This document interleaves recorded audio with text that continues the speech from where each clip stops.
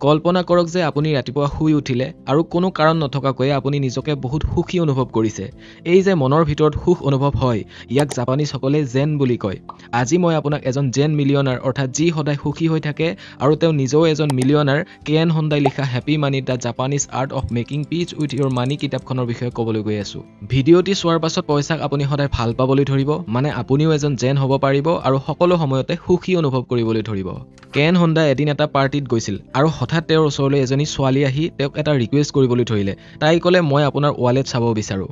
আচলতে কেন হোণ্ডা জাপানৰ এজন ফেমাছ ৰাইটাৰ আৰু তেওঁ মানি মেনেজমেণ্টৰ ওপৰত ভালেকেইখন কিতাপো লিখিছে। কিন্তু তথাপিও কোনোবাই আপোনাৰ ওচৰলৈ আহি যে আপোনাৰ মানি বেগ চাবলৈ বিচাৰিব, সেইটো কেতিয়াও তেওঁ ভবাই নাছিল। মই ভিডিঅ'টিৰ আৰম্ভণিতেই কৈছিলোঁ যে কেন হোণ্ডাক মানুহে জাপানৰ জেন মিলিয়নাৰ হিচাপে জানে, কাৰণ তেওঁৰ এটা ইণ্টাৰেষ্টিং ফিলচফি আছে যে পইচাক লৈ সদায় সুখী হ'ব লাগে আৰু পইচাক সদায় মৰম কৰিব লাগে। তেওঁ কয় যে যদি আমি আমাৰ পইচাৰ বিষয়ে চিন্তাধাৰাক চেঞ্জ কৰিব পাৰোঁ, তেনেহ'লে অট'মেটিকেলি পইচাই আমাৰ ফালে আকৰ্ষিত হ'বলৈ ধৰিব আৰু আপুনি ঢেৰ সফলতা লাভ কৰিব পাৰিব। আকৌ পাৰ্টিৰ কথাটোলৈ আহিছোঁ। কেন হোণ্ডা আচৰিত হ'ল যে এনেকুৱা ৰিকুৱেষ্টটো মানুহে কৰিব পাৰেনে, কিন্তু যিহেতু সেই ছোৱালীজনীয়ে বহুত নম্ৰভাৱে সুধিছিল আৰু পাৰ্টিলৈ অহা অন্য লোকসকলেও সেইটো চাব বিচাৰিছিল যে কেন হোণ্ডাই তেওঁৰ মানি বেগ দেখাবনে নেদেখায়। কিন্তু কেন হোণ্ডাই নিজৰ ৱালেট উলিয়াই সেই ছোৱালীজনীক চাবলৈ দিলে। ছোৱালীজনীয়ে তেওঁৰ সেই ৱালেটটো ভালকৈ চাবলৈ ধৰিলে। তাত কিমান পইচা আছে। তাত বহুত পুৰণি কিছুমান ৰিচিপ্ট আছিল আৰু মাজে মাজে টকাৰ নোটছসমূহ ওলট পালটকৈ থোৱা আছিল। ছোৱালীজনীয়ে সেই নোটছসমূহ সৰুৰ পৰা ডাঙৰলৈকে ভালকৈ সজাই ৰাখিলে আৰু খুচুৰা পইচাখিনি সৰু পকেট এটাত ভালকৈ ৰাখিলে। যিমান কেইখন ডেবিট আৰু ক্ৰেডিট কাৰ্ড আছিল সেইখিনিও ধুনীয়াকৈ সজাই এখনৰ ওপৰত এখনকৈ থলে। যিমানবোৰ ৰিচিপ্ট আছিল সেইবোৰ উলিয়াই ধুনীয়াকৈ জাপি পুনৰ কেন হোণ্ডাক তেওঁৰ ৱালেটটো ঘূৰাই দিলে। তেতিয়া ছোৱালীজনীয়ে ক'লে, এতিয়া আপোনাৰ পইচাখিনিয়ে বহুত সুখ অনুভৱ কৰিছে আৰু হাঁহিবলৈ ধৰিছে। আৰু ছোৱালীজনীয়ে কথাখিনি ধুনীয়াকৈ বুজাই ক'লে যে পইচাই হাঁহিব নে কান্দিব সেইটো নিৰ্ভৰ কৰে আপুনি পইচা কেনেকৈ দিয়ে বা কেনেকৈ গ্ৰহণ কৰে। যদি আপুনি খং কৰি বা দুখ প্ৰকাশ কৰি পইচাখিনি দিয়ে, তেতিয়া সেই পইচাখিনিয়ে কান্দিব, আৰু যদি আপুনি মৰম কৰি বা হাঁহি এটা মাৰি পইচাখিনি দিয়ে, তেনেহ'লে সেই পইচাখিনিয়েও হাঁহিবলৈ ধৰিব। কেন হোণ্ডাই যেতিয়া তেওঁৰ ৱালেটটো চালে, তেতিয়া সঁচাকৈ তেওঁৰ মনটো বহুত ভাল লাগিছিল আৰু সেইদিনাই তেওঁ বুজি পালে যে পইচাৰ মাজতো এটা এনাৰ্জি থাকে। মানে যদি আপুনি পইচাৰ বিষয়ে ভালকৈ ভাবে যে ই আপোনাৰ আৰু আপোনাৰ পৰিয়ালৰ জীৱনটো অতি সুন্দৰ কৰি তুলিব পাৰে, তেনেহ'লে এই পইচাখিনিয়ে আপোনাক পজিটিভ এনাৰ্জি দিব। আৰু যদি আপুনি ভাবে যে পইচা কোনো কামৰ বস্তু নহয় বা পইচাৰে সুখ কিনিব নোৱাৰি বা পইচা থকা মানুহবোৰ ভাল নহয়, তেনে ক্ষেত্ৰত পইচাই আপোনাৰ জীৱনত নেগেটিভ এনাৰ্জি আনি দিব। গতিকে কিতাপখনৰ পৰা প্ৰথম কথাটো শিকিলোঁ যে পইচাই সুখ আনিবও জানে আৰু দুখ আনিবও জানে। কেন হোণ্ডাই কৈছে যে পইচা দুই ধৰণৰ থাকে। প্ৰথম হ'ল হেপী মানি আৰু আনটো হ'ল আনহেপী মানি। হেপী মানি সেইটো যেতিয়া এজন সৰু ল'ৰাই 10 টকীয়া এটা আইচক্ৰীম খাবলৈ পইচা পায়। হেপী মানি সেইটো যেতিয়া আপোনাৰ আইতাই মনে মনে আপোনাক চকলেট খাবলৈ 100 টকীয়া নোট এখন দিয়ে। হেপী মানি সেইটো যেতিয়া দেউতাকে তেওঁৰ ল'ৰাজনৰ কাৰণে এখন চাইকেল কিনিবলৈ পইচা দিয়ে। হেপী মানিৰ অৰ্থ এইটো নহয় যে বহুত পইচা পালোঁ। যেতিয়া বহুদিনৰ মূৰত পকেটৰ পৰা 10 টকীয়া নোট এখনো পাওঁ, তেতিয়া আমি যিটো সুখ অনুভৱ কৰোঁ সেইটোও এটা হেপী মানি। আৰু বহুত এনেধৰণৰ হেপী মানি আছে, যেনে কোনো দুখীয়া লোকক অলপ পইচা দি সহায় কৰা বা নিজৰ জমা পইচাখিনিৰে নতুন এটা বিজনেছ আৰম্ভ কৰা, আপোনাৰ কামত সুখী হৈ কোনোবাই আপোনাক টিপছ দিয়া ইত্যাদি। আনহেপী মানি সেইটো যিটো দি বা গ্ৰহণ কৰি আপুনি মনত দুখ অনুভৱ কৰে। যেনে ধৰক আপুনি দৰমহা পায়, কিন্তু তথাপিও সেই কামটো কৰাৰ আপোনাৰ মন একেবাৰেই নাই, কিন্তু আপুনি কামটো এৰি দিবও নোৱাৰে ফাইনেন্সিয়েল প্ৰব্লেমৰ কাৰণে। ক্ৰেডিট কাৰ্ডৰ বিল দিয়া বা ধাৰে লোৱা পইচাৰ বহুত সুদ দিব লগা হোৱা, তুমি কৰা কামবোৰ মোৰ একদমেই পচন্দ হোৱা নাই, তথাপিও মই এইখিনি পইচা দিছোঁ। এইবোৰ হ'ল আনহেপী মানিৰ কিছুমান উদাহৰণ। কেন হোণ্ডাৰ দেউতাকো এজন ছাকচেছফুল একাউণ্টেণ্ট আছিল, যাৰ তলত বহুতো ক্লাইণ্টে কাম কৰি আছিল। যেতিয়া গ্ৰাহকবোৰ তেওঁৰ ঘৰলৈ দেউতাকক লগ কৰিবলৈ আহে, তেতিয়া কেনে সদায় তেওঁলোকলৈ চাহ আৰু খোৱা বস্তু লৈ আহে। আৰু 8 বছৰ বয়সতেই তেওঁ এওঁলোকৰ পৰা বিজনেছৰ বিভিন্ন কথা সুধিব পাৰিছিল, যেনে আপোনাৰ ব্যৱসায় কিহৰ, এই মাহৰ বিক্ৰী কেনেকুৱা হৈছে, আপোনাৰ ৰিটাৰ্ণ আৰু ইকুইটি কিমান আছিল, আপোনাৰ লগত আৰু কোনে কোনে কাম কৰে, তেওঁলোকৰ কোৱালিফিকেশ্যন কি ইত্যাদি। আৰু এনেকৈ তেওঁ কেইদিনমান পাছত নটিচ কৰিলে যে কেইজনমান লোক যিয়ে আগতে সাধাৰণ পোছাক পিন্ধি আহিছিল, এতিয়া তেওঁ এটা ভাল স্যুট পিন্ধি আহে। যিয়ে প্ৰথমে মটৰচাইকেল লৈ আহিছিল, এতিয়া তেওঁ এখন কাৰ লৈ আহে। আৰু বহুত গ্ৰাহকৰ লগত ইয়াৰ একদম ওলোটা হ'বলৈ ধৰিলে। এদিনাখন যেতিয়া কেন তেওঁৰ স্কুলৰ পৰা ঘূৰি আহিছিল, তেতিয়া তেওঁ দেখিলে যে তেওঁৰ দেউতাকে কান্দি আছিল। কথাটো সোধাত গম পালে যে এদিন আগত তেওঁৰ এজন গ্ৰাহক আহি তেওঁৰ পৰা পইচা বিচাৰিছিল আৰু কেনৰ দেউতাকে পইচা দিব নোৱাৰো বুলি কৈছিল। আৰু সেই মানুহজনে ঘৰলৈ গৈ পৰিয়ালৰ সকলোকে মাৰ্ডাৰ কৰি দিয়ে আৰু নিজেও আত্মহত্যা কৰে। আৰু সেই কাৰণেই কেনৰ দেউতাকে নিজকে এজন দুখী ব্যক্তি বুলি কান্দিবলৈ ধৰিছে। সৰু দিনত পইচাৰ বিষয়ে সকলোৱে পজিটিভ বস্তুবোৰেই দেখিবলৈ পায়, কিন্তু প্ৰথমবাৰৰ কাৰণে কেনে এইটো অনুভৱ কৰিলে যে পইচাই কেনেকৈ কাৰোবাৰ জীৱন ধ্বংসও কৰিব পাৰে। সেইদিনাখনেই তেওঁ এইটো ডিচাইড কৰে যে যেতিয়া তেওঁ ডাঙৰ হ'ব, তেতিয়া তেওঁৰ প্ৰথম সবচে ইম্পৰ্টেণ্ট গ'লটো হ'ব ফাইনেন্সিয়েল ছিকিউৰিটি। আৰু যেতিয়া তেওঁ বিয়া পাতিব, তেতিয়া যাতে কোনো ধৰণৰ পইচা পাতিক লৈ প্ৰব্লেম আহি নপৰে।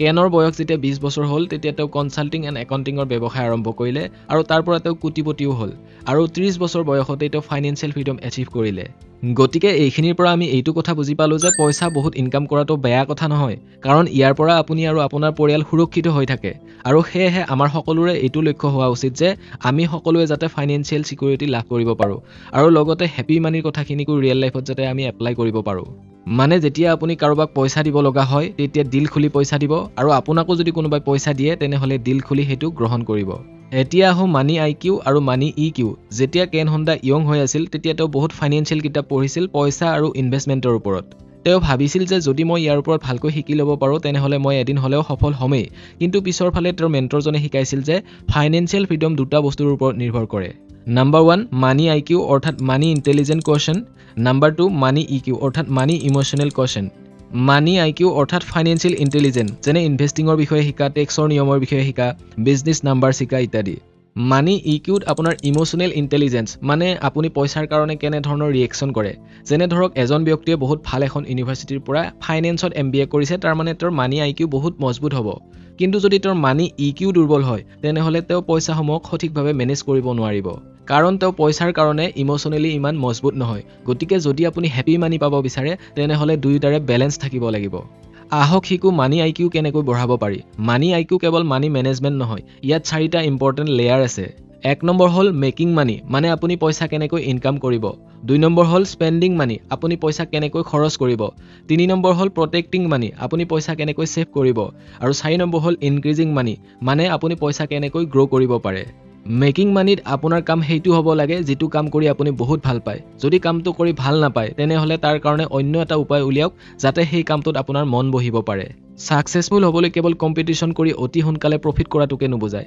আপুনি সৰু কাম এটাৰেও নিজৰ স্কিল ডেভেলপ কৰি এজন সফল ব্যক্তি হ'ব পাৰে স্পেন্ডিং মানি হল আপুনি আপোনাৰ পইচাখিনি খৰচ কৰাৰ সময়ত সুখী অনুভৱ কৰিব লাগে কেৱল সদায় পইচা জমা কৰিলেই নহব প্ৰথমতে হেতু বস্তু বিচাৰক যেটো আপোনাৰ পাৰ্সোনালিটিৰ লগত মিল থাকে আৰু যেটো ললে আপোনাৰ বহুত সুখ অনুভৱ হয় হেতু কেতিয়াও আপুনি সমাজৰ অন্য মানুহৰ লগত তুলনা কৰি নাচাব যদি আপোনাৰ ভাল কাপোৰ দামী কাপোৰ পিন্ধা চখ আছে তেনেহলে নিশ্চয় কিনিব কৰবাত ফুৰিবলৈ মন গলে নিশ্চয় ফুৰিব নিজৰ জীৱনটোক উপভোগ কৰাটো বহুত প্ৰয়োজন এতিয়া যদি আপোনাৰ বয়স 25 বছৰ তেনেহলে এবছৰ পাছত 26 বছৰীয়া হ'ব মানে আপুনি পুনৰ 25 বছৰীয়া জীৱনটোক কেতিয়াও ঘূৰাই নাপায় গতিকে খৰচ কৰাটো বেয়া কথা নহয় কিন্তু লিমিটৰ বাহিৰত নহয় প্ৰটেক্টিং মানি হল নিজৰ পইচাখিনি সেভ কৰি ৰখাৰ এক নম্বৰ কাৰণটো হল যাতে আপোনাৰ সম্পৰ্কসমূহ মজবুত কৰি ৰাখিব পাৰে আপোনাৰ লাইফৰ লগত জড়িত ইম্পৰ্টেন্ট মানুহখিনিৰ লগত সদায় ভাল এটা সম্পৰ্ক বজাই ৰাখিব মানুহে তেতিয়াহে আপোনাৰ পইচাখিনি কাঢ়ি নিব বিচাৰিব যেতিয়া সম্পৰ্কসমূহ বেয়া হৈ যায় ডিভোৰ্স দিলে বহুত পইচা ভাগ বতৰা হয় আৰু ডিভোৰ্সৰ এক নম্বৰ কাৰণটোই হল পইচা য'ত আপোনাৰ পাৰ্টনাৰজনে পইচা খৰচ কৰি চখ পূৰণ কৰিব বিচাৰে আৰু আপুনি সেভিং কৰিব বিচাৰে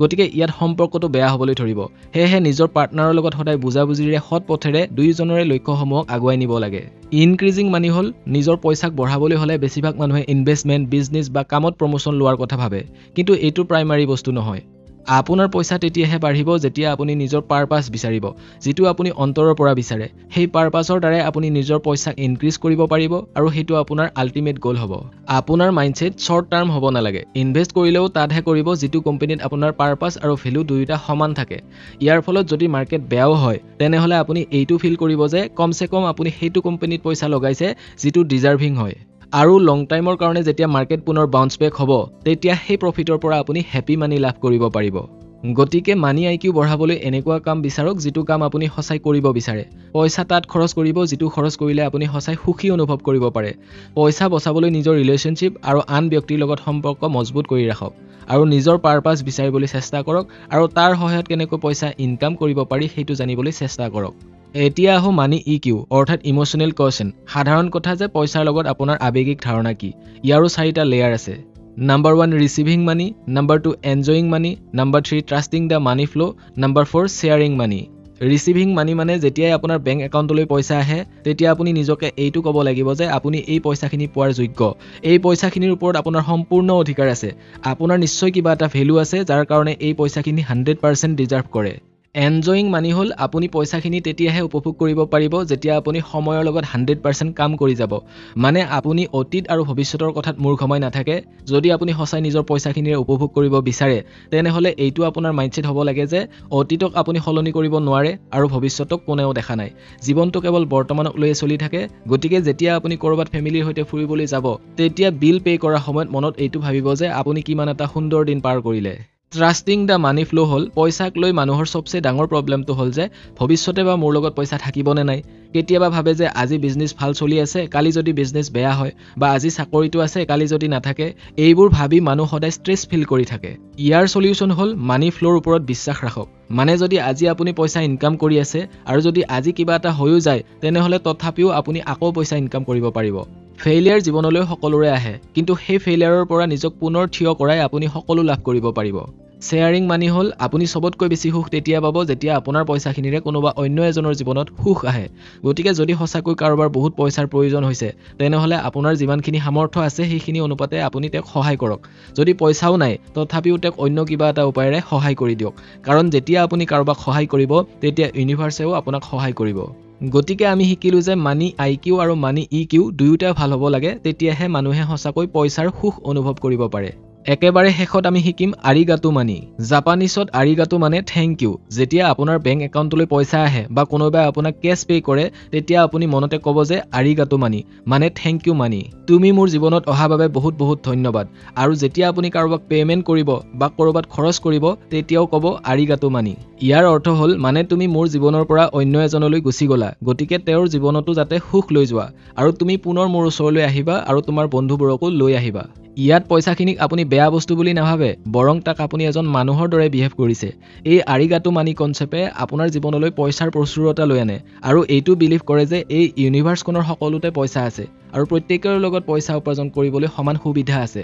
আৰু যেতিয়া আপুনি পইচাক থেংক ইউ কয় তেতিয়া আপোনাৰ মনত পইচাৰ প্ৰতি কোনো ভয় নাথাকে আৰু ই আপোনাৰ জীৱনলৈ প্ৰচুৰতা আৰু সুখৰ অনুভৱ লৈ আহে। আজিৰ ভিডিঅ'টিত ইমানখিনিয়ে আছিল। আশা কৰোঁ চেনেলটি ছাবস্ক্ৰাইব কৰি লাইক এটি দিব। Thank you so' much.